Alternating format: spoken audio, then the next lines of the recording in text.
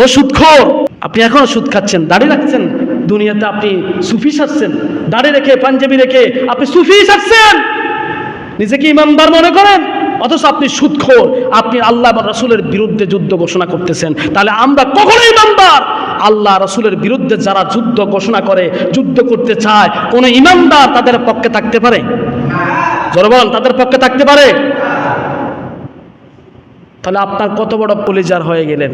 আল্লাহ বা রাসূল, আল্লাহ নিজে বলতেছেন, আমি যখন তোমাদেরকে বলেছি নিজেকে ইমানদার যদি দাবি করো, এখনই সুদ ছেড়ে দাও, আর যদি না ছাড়া প্রস্তুত হয়ে যাও আল্লাহ বা রাসূলের সাথে যুদ্ধ করার।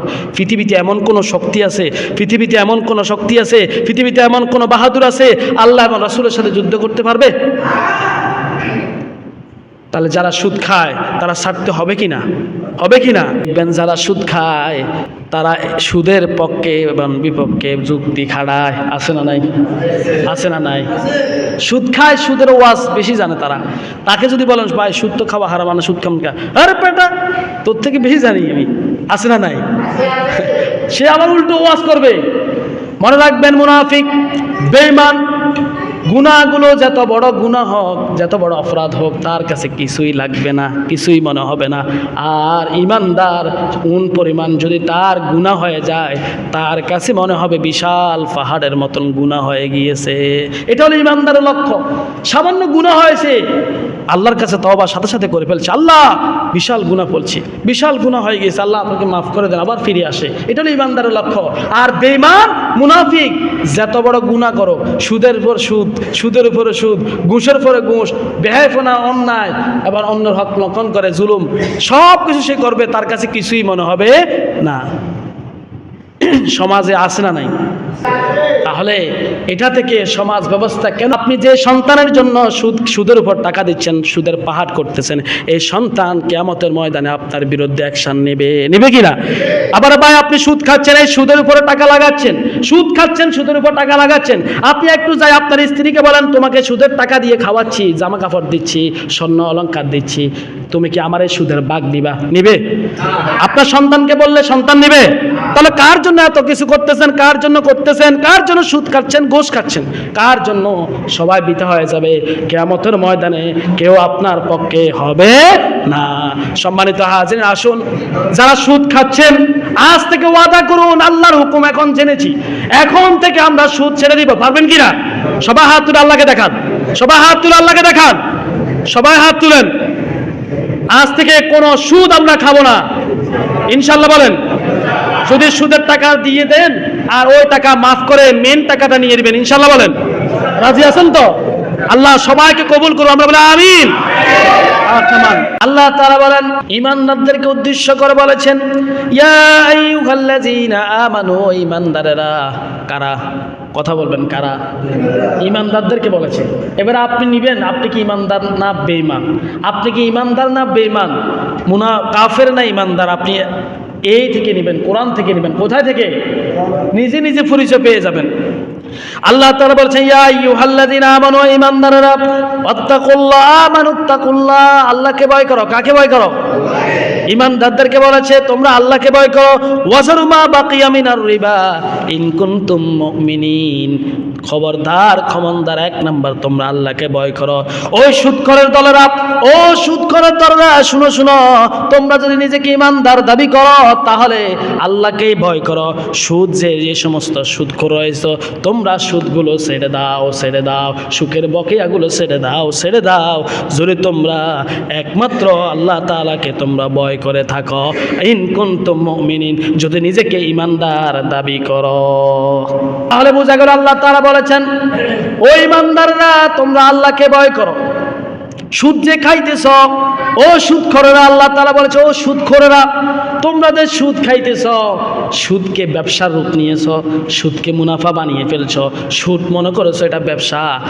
খবরদার, খবরদার, সুদের যে সমস্ত বকেয়া আছে এটা ছেড়ে দাও, তোমার মূল টাকাগুলো নিয়ে নাও, আর সুদের বকেয়াগুলো ছেড়ে দাও, ছেড়ে দাও, যদি তোমরা ঈমানদার হও। ইন কুনতুম মুমিনিন, যদি তোমরা ঈমানদার হও। তাহলে এইবার আসুন, যারা সুদখোর রয়েছে, যারা সুদ খান, আল্লাহ তাআলা সুদখোরদেরকে বলেছে তোমরা যখন এই কোরআন আয়াত তোমাদের কানে পৌঁছে যাবে, যখন এই কোরআনের আয়াতটা পৌঁছে যাবে, সাথে সাথে সুদের যে সমস্ত মুনাফা তুমি নিয়েছো এটা দিয়ে দাও, আর যে সমস্ত কিছু পাবা তুমি ওটা মাফ করে দাও। সুদের মেন টাকাটা তুমি নিয়ে নাও, যদি তুমি আল্লাহকে ভয় করো আর তুমি মুমিন হও। এবার আসুন, যারা সুদ খান তারা কি ইমানদার? ইমানদার? ইমান আছে? এরপর আল্লাহ তাআলা বলেছেন, ফাইন লাম তাফআলু জানু বিহারবিম মিনাল্লাহি ওয়া রাসূলিহি। আমি যে তোমাদেরকে বলেছি তোমরা সুদের যারা খাচ্ছ, সুদ তোমরা ছেড়ে দাও। সুদটা আমি ছেড়ে দেওয়ার জন্য তোমাদেরকে বলেছি। আল্লাহকে যদি তোমরা ভয় করো আর নিজেকে ইমানদার দাবি করো তাহলে সুদটা ছেড়ে দাও। আল্লাহ তাআলা বলেছেন তোমরা যদি এর পরেও যদি সুদটা না ছাড়ো, ও ইমানদার এরপরেও যদি সুদ না ছাড়ো, মনে রাখো মনে রাখো, হারবিম মিনাল্লাহি ওয়া রাসূলিহি, প্রস্তুত হয়ে নাও, প্রস্তুত হয়ে যাও আল্লাহ এবং রাসূলের সাথে যুদ্ধ করার জন্য। বলুন না নাউযুবিল্লাহ। ভাই কার সাথে যুদ্ধ? কথা বলতে হবে তো, কার সাথে? আল্লাহ এবং রাসূলের সাথে যুদ্ধ করতে পারবেন? আরে ভাই, যে মালিক আপনাকে না চাইতে খাওয়াচ্ছে, যে মালিক রিজিকের ব্যবস্থা করতেছে, যে মালিক না চাইতে সব কিছু দিতেছে, যে মালিক আপনার শরীরে একটা কিডনি লাগে, এর ভিতরে দুইটা কিডনি দিয়েছে, একটা কিডনি দিয়ে আর একটা কিডনি রিজার্ভ রেখেছে, আর একটা কিডনি দিয়ে দৈনিক 1500 লিটার রক্তকে ফিল্টারিং করতেছে কে? আমাদের মালিক করতেছে কিনা? কয়দিন টাকা নিয়েছেন? সাধারণভাবে হসপিটালে যাদের রক্ত প্রয়োজন হয়, এক ব্যাগ রক্ত নেওয়ার পর আবার এটাকে ফিল্টারিং করা হয় মেশিনের সাহায্যে, অনেক টাকা খরচ হয়ে যায়, হয় কি না? তাহলে দৈনিক আপনাকে 1 লিটার 2 লিটার নয়, 1500 লিটার রক্ত আপনার একটি কিডনি রিজার্ভ রেখে আরেকটি কিডনি দিয়ে ফিল্টারিং করে আল্লাহ আপনাকে সুস্থ রেখেছে। আলহামদুলিল্লাহ। ওই আল্লাহ কয়দিন টাকা নিছে? বলো না, কয়দিন টাকা নিছে? ওই আল্লাহর লোক আপনি যুদ্ধ করবেন? ও সুদখোরের দল, ওই আল্লাহর লোক আপনি যুদ্ধ করবেন? আপনার এত কলিজা, আপনি কি মরবেন না? এত সহজ। যে রাসূল উম্মতি উম্মতি সারা জিন্দেগি করেছে, যে রাসূল এখনো পর্যন্ত মদিনাতুল মুনাওয়ারায় উম্মতি ইয়া উম্মতি বলতেছে, কঠিন কিয়ামতের ময়দানে যে রাসূল নিজের ছেলে সন্তানের কথাও বলবেন না, নিজের স্ত্রীদের কথাও বলবেন না, নিজের মেয়েদের কথা বলবেন না, নিজের শুধু সাহাবায়ের কথা বলবেন না, ওই রাসূল সমস্ত উম্মতের জন্য কিয়ামতের ময়দানে সিজদায় পড়ে থাকবে।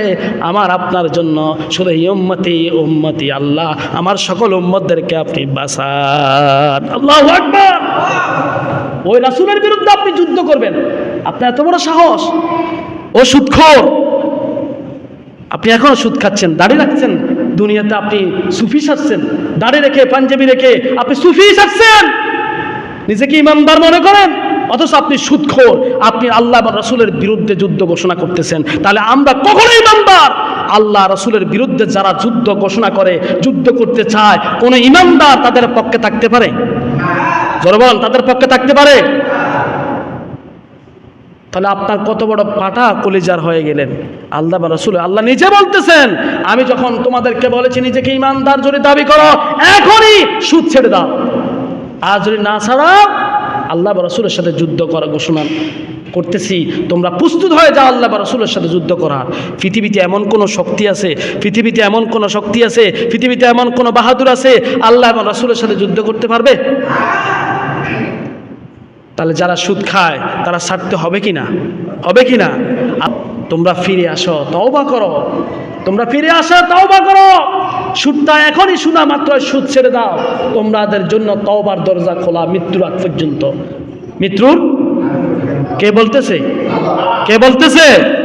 আল্লাহ তাআলা বলেছেন তওবার দরজা খোলা মৃত্যুর আগ পর্যন্ত। তোমরা আল্লাহর কোরআন শোনা মাত্রই, আল্লাহর ওয়ার্ডার শোনা মাত্রই সুদটা ছেড়ে দাও আর তওবা করো। তওবা করলে আল্লাহ তাআলা তোমার জীবনের সমস্ত গুনাহগুলো মাফ করে দিবে। বলুন না সুবহানাল্লাহ। আর কঠিন কিয়ামতের ময়দানে তোমাকে আল্লাহ তাআলা উত্তম প্রতিদান দিয়ে দিবেন। সুবহানাল্লাহ। শুরুতে আল্লাহ তাআলা বলা তাসলিমু ওয়া লা তাসলামুন, তুমি কাউকে জুলুম করিও না। সুদ একটা জুলুম, সুদ একটা জুলুম। আল্লাহ তাআলা বলেন তুমি যদি দুনিয়াতে মানুষের প্রতি জুলুম করো, আর্থিকভাবে, শারীরিকভাবে, যে কোনোভাবে, তাহলে কিয়ামতের ময়দানে এবং দুনিয়া এবং আখিরাতে তোমার প্রতি আমি রব্বুল আলামিন জুলুম করবই। আর মনে রাখো, তুমি যদি নেক আমল নিয়ে আসো, আমি রব্বুল আলামিনের কথা মতো চলো, আমার হুকুমগুলো যদি মেনে চলো, সুদটা ছেড়ে দাও। আমি বলেছি সুদ ছেড়ে দাও, সুদ খাইও না, সুদ খাইও না। এই কথা তুমি এনেছ, সুদটা ছেড়ে দিয়েছ, আমাকে ভয় করেছ, তওবা ইস্তেগফার করেছ, জীবনে সুদ তুমি জীবনেও খাবা না, এরকম তওবা করেছ। মনে রাখো, আমি রব্বুল আলামিন কথা দিচ্ছি, তোমার প্রতি এই বিন্দু মাত্র পরিমাণ কিয়ামতে আমি জুলুম করব না। তুমি যে আমল নামা আসবে, ওই আমল দিয়ে তোমাকে ভরপুর এবং সন্তুষ্ট আমি আর রব্বুল আলামিন করে দিব। সুবহানাল্লাহ জোরে বলা যাবে না? আল্লাহ দিতে পারে কিনা? তাহলে বিনিময় থাকতে হবে তাওবা। কি থাকতে হবে? এক নম্বর আল্লাহর হুকুম মানতে হবে। দ্বিতীয় নম্বর, যে অন্যায় কাজ করতেছি, যে সুদ খেতেছি, ঘুষ খেতেছি, হারাম খেতেছি, ওই থেকে বিরত থাকতে হবে। আর তাওবা যদি করতে পারি, আল্লাহ তাআলা আমাদেরকে উত্তম প্রতিদান দিবে। সুবহানাল্লাহ বলা যাবে না? কিন্তু একটু লক্ষ্য করেন, সমাজ ব্যবস্থার দিকে আল্লাহ তাআলা এতবার বলতেছে, তারপরে আমরা কয়জন শুধরাতেছি? দেখবেন যারা সুদ খায় তারা সুদের পক্ষে এবং বিপক্ষে যুক্তি খাড়ায়, আছে না নাই? আছে না নাই? সুদ খায়, সুদের ওয়াজ বেশি জানে তারা। তাকে যদি বলেন ভাই সুদ তো খাওয়া হারাম, না সুদ খাম কা, আরে বেটা তোর থেকে বেশি জানি আমি, আছে না নাই? সে আবার উল্টো ওয়াজ করবে। মনে রাখবেন, মুনাফিক, বেঈমান, গুনাহগুলো যত বড় গুনাহ হোক, যত বড় অপরাধ হোক, তার কাছে কিছুই লাগবে না, কিছুই মনে হবে না। আর ইমানদার পরিমাণ যদি তার গুনাহ হয়ে যায়, তার কাছে মনে হবে বিশাল পাহাড়ের মতন গুনাহ হয়ে গিয়েছে।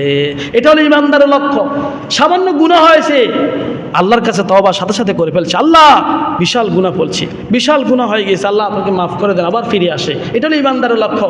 আর বেঈমান, মুনাফিক, যত বড় গুনাহ করো, সুদের উপর সুদ, সুদের উপরে সুদ, ঘুষের উপরে ঘুষ, বেহায়াপনা, অন্যায়, আবার অন্যের হক লঙ্ঘন করে, জুলুম, সব কিছু সে করবে, তার কাছে কিছুই মনে হবে না।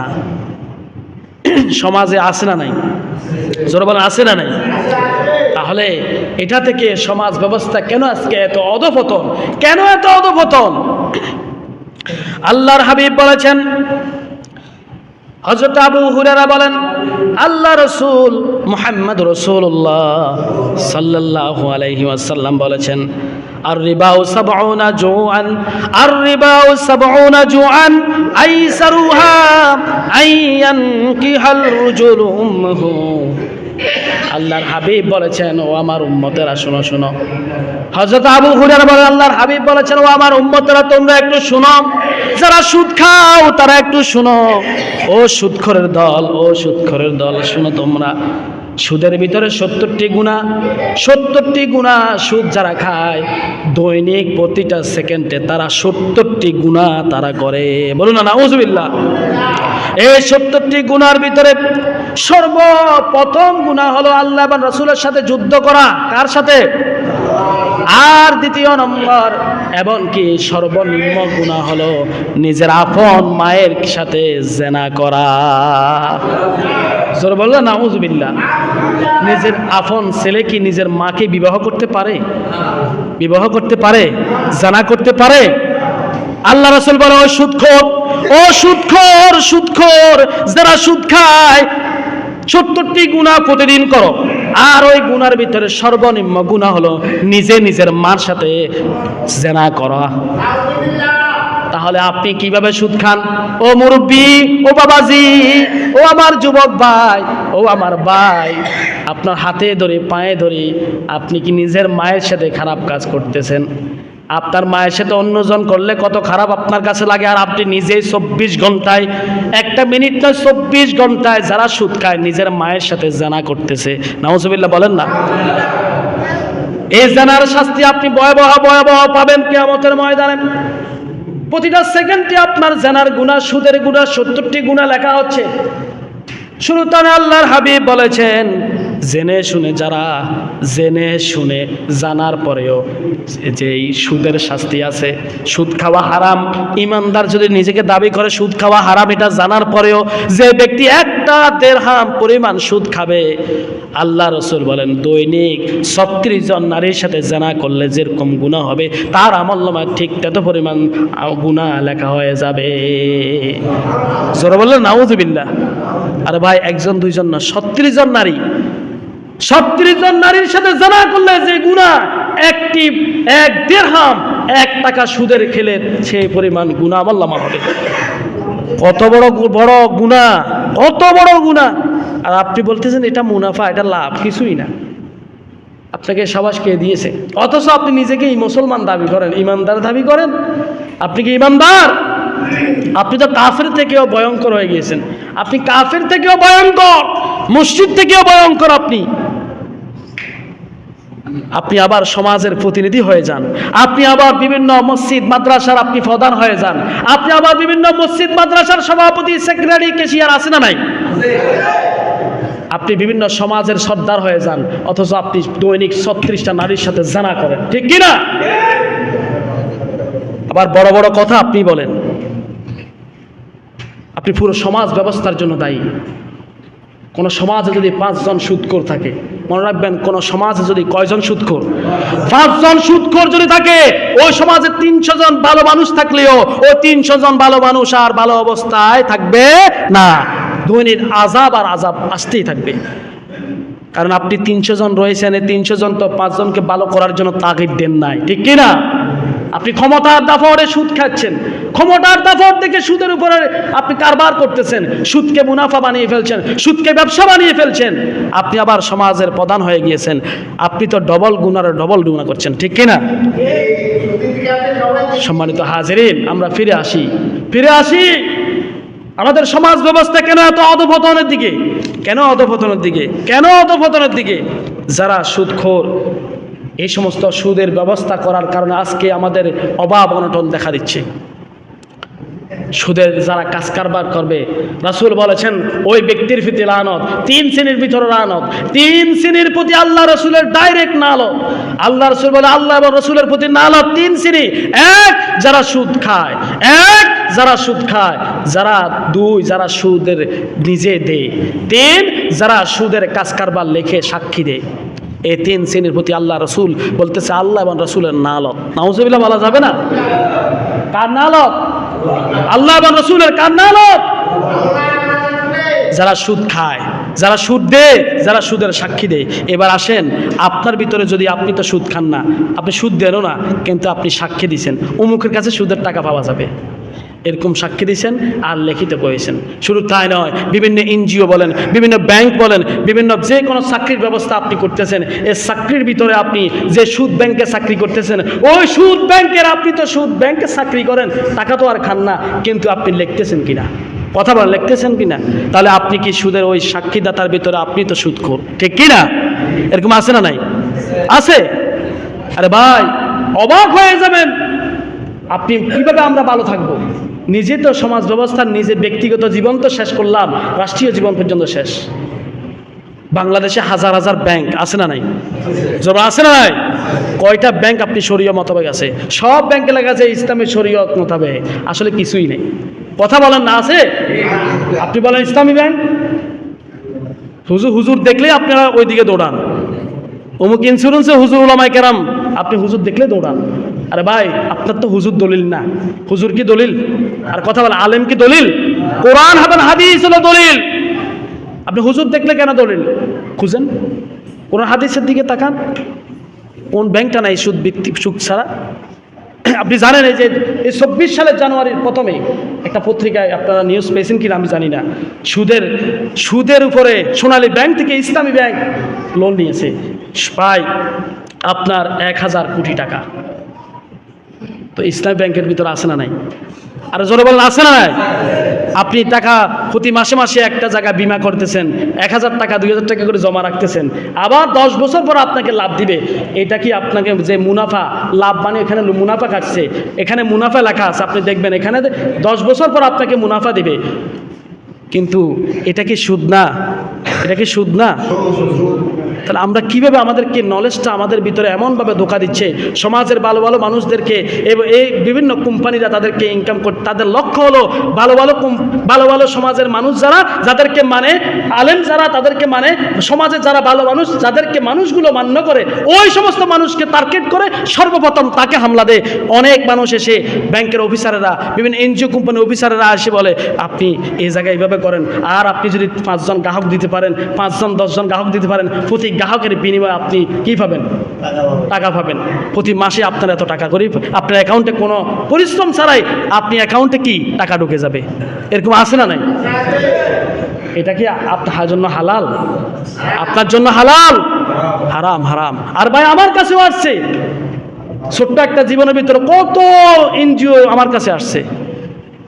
গত 11 সালে আমি একটা কোম্পানিতে ঢুকছিলাম, পরে দেখতেছি অবস্থা খারাপ। যেদিন থেকে কোরআন হাদিস রিসার্চ করা শুরু করলাম, দেখতেছি ওইখানে বসেও সাথে সাথে আমি টাকাগুলো আর নিয়ে নাই, টাকা শেষ, ওখানে যাই না। এখনো পর্যন্ত অনেক ব্যাংকের, এনজিওর ব্যাংক, বিমা কোম্পানিরা এসে আপনি চাকরি করেন, আপনি টাকা জমা দেন, 10 বছর মেয়াদি, 5 বছর মেয়াদি, এরকম আছে না নাই? আপনি শক্ত থাকতে হবে, নিজেকে ইমানদার দাবি করতে হবে। আরে ভাই, বাংলাদেশের এই পরিস্থিতি কেন? বাংলাদেশটা এরকম হবার কথা না। বাংলাদেশে কোনো কিছুর অভাব নাই, বাংলাদেশে কোনো কিছুর অভাব নাই। আপনি কি জানেন অন্য কোনো পৃথিবীতে এমন কোনো দেশ নাই যেই দেশে 7টা খনি আছে? আমার এই সোনার বাংলাদেশে 7টা খনি, স্বর্ণের খনি, রৌপ্যের খনি আমার বাংলার জমিনে আছে, আছে না নাই? অথচ আমাদের কাজকর্মের কারণে, আমাদের ব্যবহারের কারণে, আচার আচরণের কারণে, আমরা নৈতিকতাহীনতার কারণে, চুরি বাটফারি দুর্নীতির কারণে আজকে আমাদের বাংলাদেশ পিছিয়ে চলতেছে। এই যে আস্তে আস্তে দ্রব্যমূল্যের দামগুলো বাড়তি হতেছে, প্রতিদিন আমরা সুদের টাকা নিজের পকেট থেকে যাচ্ছে। আপনি মনে করেন আমি তো সুদ খাই না, কি করবে? আমরা সবাই অপায় হয়েছি। এই যে টুপি দেখতেছেন, এই টুপির ভিতরেও সুদ, আমার এই টুপির ভিতরে ওষুধ, আপনার জামার ভিতরে ওষুধ। কিভাবে? যে কোম্পানি আপনার এই টুপিটা বানিয়েছে, ওই কোম্পানিও তো লোনের উপর টাকা নিয়েছে, ঠিক কিনা? কোথায় যাব আমরা? যে রাস্তা হাঁটতেছে ওই রাস্তাও আপনি শুরু, তাই নয়। এই যে 2000 আজকে নেটের ভিতরে আসতেছে 24 এবং 25 সেশন বাজেট যেটি ঘোষণা, ওর ভিতরে প্রায় আগামী অর্থ বছরের ভিতরে নিজের দেশের ঋণ, নিজের দেশে সুদের উপর ঋণ 1,08,000 কোটি টাকা, নাউজুবিল্লাহ। শুরুতে আর বিদেশি হলো 20,000 কোটি টাকা। এই 2024 এবং 25 সেশনে বাজেট হবে 1,000 কোটি টাকা। এই যে এত কোটি টাকা সুদ নিজের দেশ এবং বাইরের রাষ্ট্রে আমরা দিতেছি, প্রতি বছরে দিতেছি, এটার বাকি তো আপনিও আছেন। কথা বলেন, আমিও আছি, ঠিক কিনা? কারণটা কি? কারণ আমরা সুদের উপরে যেদিন থেকে আল্লাহর কোরআন আইন ছেড়ে দিয়েছি, ওই দিন থেকে আমাদের প্রতি অধপতন হচ্ছে। কারণ যারা সুদ খায়, সুদখোর যারা, তারা কখনো উন্নত করতে পারে না। প্রথম মজা লাগে, প্রথম মজা লাগবে, প্রথম স্বাধীন লাগবে, ভালো লাগবে, এরপরে আপনার প্রতি শুরু হবে আর্থিকভাবে ক্ষতিগ্রস্ত। আপনি কি নিজে টের পান না?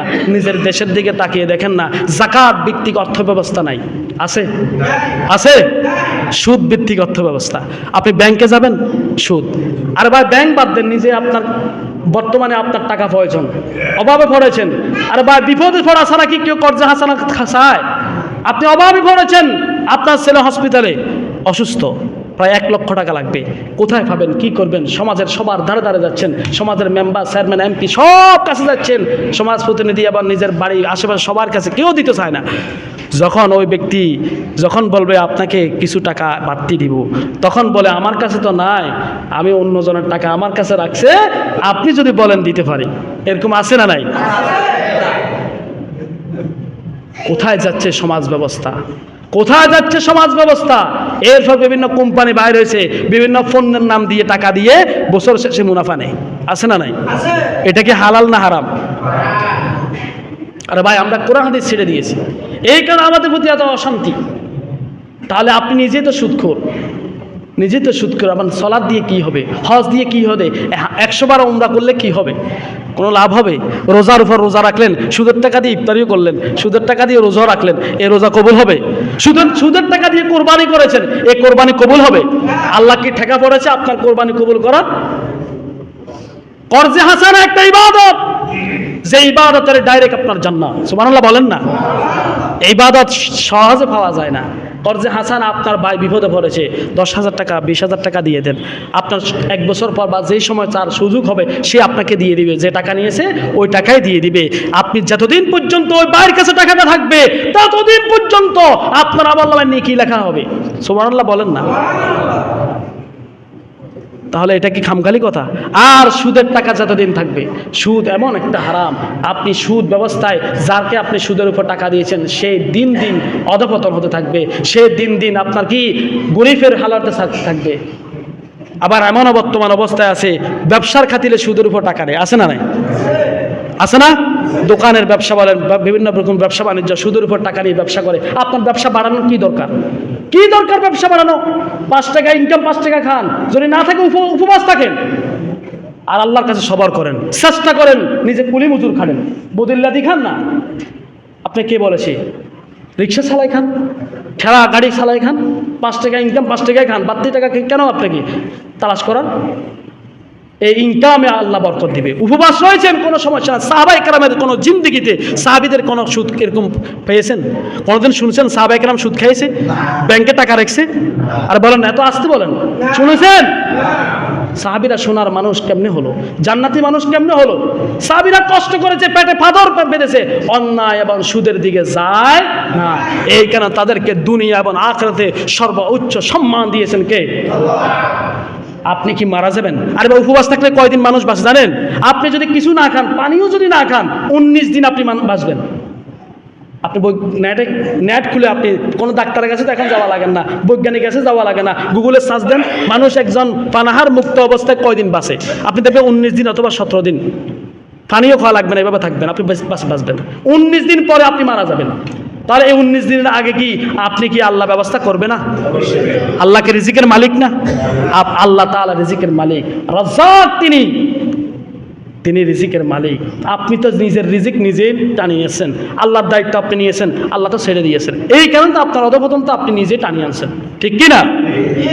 আপনি রিজিকের কারণে সন্তান হত্যা করতেছেন। রিজিক হায় হায় কি খাবে, আমার ছেলে মেয়ে কি খাবে, আমার ছেলে মেয়ে কি খাবে, আমি কি খাবো, কি উপার্জন করবো, এটা বলে বলে আপনি রিজিকের হায়রান হয়ে গেছেন।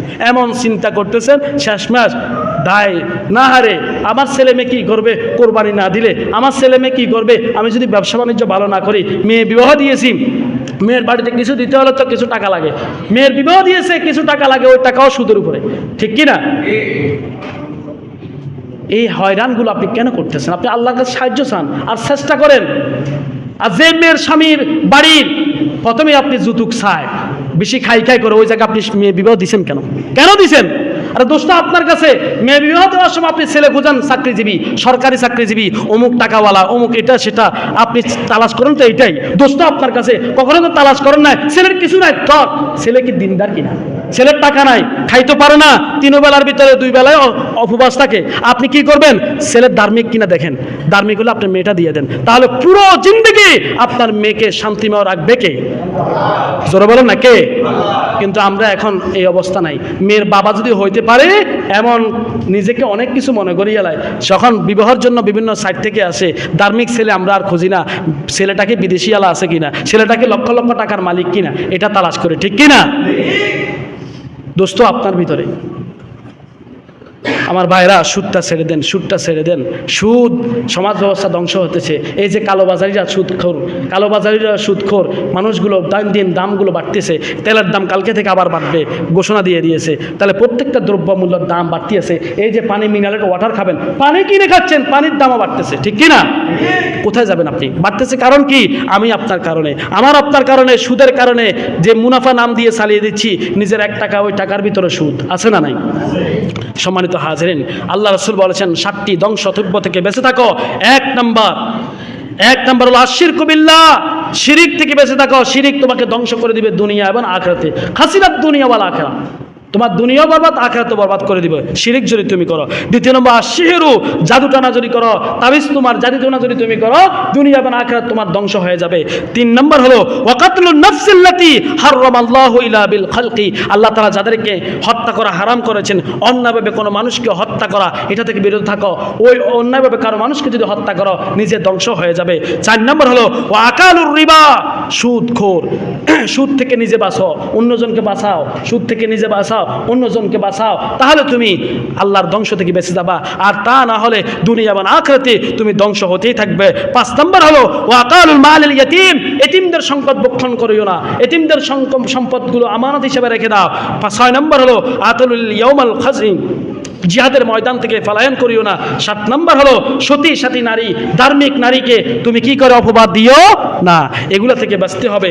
এরপরে শুনুন আমার মুসলমান ভাইরা, যারা সুদখোর, আল্লাহর হাবিব মেরাজের রজনীতে গেলেন, জাহান্নাম পরিদর্শন করলেন, এক শ্রেণীর জাহান্নামীদেরকে দেখলেন। ওই জাহান্নামীদের ভিতরে ফ্যাটগুলো অনেক বড়, ফ্যাটগুলো বিশাল, তার জিহ্বাটা নাভির উপরে ঝুলতেছে, এইভাবে করতেছে। আল্লাহর হাবিব বলতেছে, ও জিব্রাইল, এরা কারা, এরা কারা, এত বিশাল ফ্যাট, ফ্যাটের ভিতরে বিষাক্ত সাপগুলো এদিক এদিক যাইতেছে, সিফল মারতেছে। আল্লাহ রসুলকে জিব্রাইল বলে, ইয়া রাসূলুল্লাহ, এরা আপনার উম্মতের দল। কারা কারা? ওই উম্মতের যারা দুনিয়াতে সুদ খেয়েছে, সুদের সাক্ষী দিয়েছে, আর সুদ দিয়েছে, সুদ খেয়েছে, এদের শাস্তি জাহান্নামে আপনাকে দেখাচ্ছে। নাউজুবিল্লাহ। বিষাক্ত সাপ এত বিশাল ফ্যাট হয়ে যাবে, সুদখোর সবাই চিনবে। আর কিয়ামতের ময়দানে এই সুদখোরদেরকে স্পষ্ট সবাই আমরা চিনব। আল্লাহ তাআলা কোরআন কারীমের ভিতরে বলেছেন, যারা সুদ খায়, আল্লাহ তাআলা বলেন তারা হচ্ছে পাগল, মস্তিষ্কহীন অবস্থায় কিয়ামতের ময়দানে উঠবে। তারা পাগল হয়ে যাবে কিয়ামতের ময়দানে, চারিদিকে ছুটাছুটি করবে পাগলের মতন। কারণ তাদেরকে আল্লাহ তাআলা বলেছেন, তাদেরকে শয়তান ইয়াতাখাব্বাতুল শয়তান, তাদেরকে শয়তান স্পষ্ট করে ফেলতেছে, শয়তান তাদেরকে শুয়ে দিয়েছে। এই কারণে দুনিয়াতেও শয়তানি করে, আল্লাহর হুকুম অমান্য করে, সুদ খেয়েছে, ঘুষ খেয়েছে। এই কারণে আল্লাহ তাআলা রব্বুল আলামিন কিয়ামতের ময়দান তাদেরকে পাগল করে উঠানো হয়েছে। বলুন না নাউজুবিল্লাহ।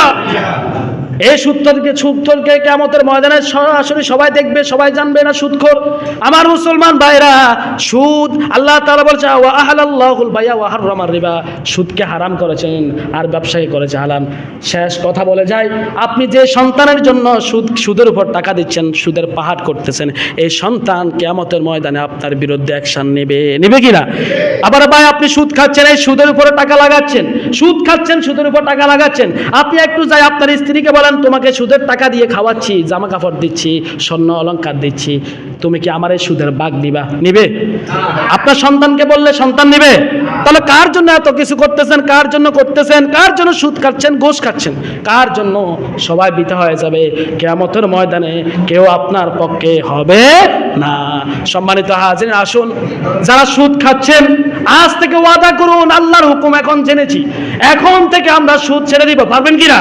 সবাই হাত তুলে আল্লাহকে দেখান, সবাই হাত তুলে আল্লাহকে দেখান, সবাই হাত তুলেন। আজ থেকে কোনো সুদ আমরা খাবো না, ইনশাআল্লাহ বলেন। যদি সুদের টাকা দিয়ে দেন আর ওই টাকা মাফ করে মেন টাকাটা নিয়ে নেবেন, ইনশাআল্লাহ বলেন। রাজি আছেন তো? আল্লাহ সবাইকে কবুল করুন, আমরা বলি আমিন।